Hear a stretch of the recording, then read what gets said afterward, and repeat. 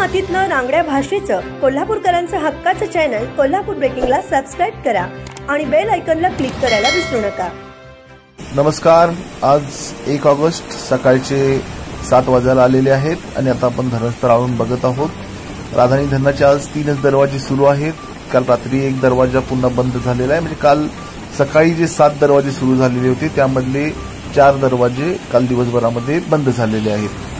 आता आपण बघू शकताय तर गेल्या 24 तासामध्ये राधानगरीमध्ये 120 मिलीमीटर पाऊस झालेला आहे आणि 1 जून पासून आज अखेर 3832 मिलीमीटर इतका पाऊस झालेला आहे।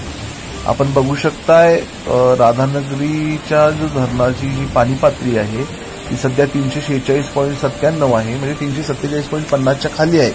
त्यामुळे दरवाजे उघडण्याची अजून काही शक्यता नाही आहे। मी तुम्हाला कालही सांगितलं होतं किंवा इथून पुढे सांगेन की राधानगरी धरण हे 8.5 टीएमसी 8.36 टीएमसीचं धरण आहे आणि या धरणामध्ये मागच्या बाजूला बॅकवॉटरच्या क्षेत्रामध्ये बरेचसे ओढे नाले आहेत, ज्यामधून प्रचंड प्रमाणात पाणी धरणामध्ये येत असतं।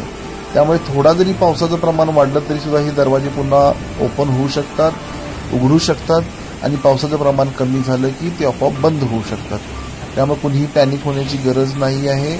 स्वयंचलित दरवाजामधून जो विसर्ग होतो तो एका दरवाजामधून 1428 क्युसेक्स इतका विसर्ग होतो। त्यामुळे हा विसर्ग सुद्धा पुराच्या प्रमाणात जास्त नाही आहे, त्यामुळे कुणी घाबरून जायचं कारण नाही आहे।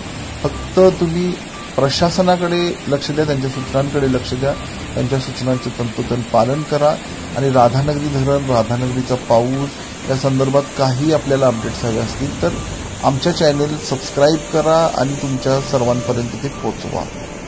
धन्यवाद।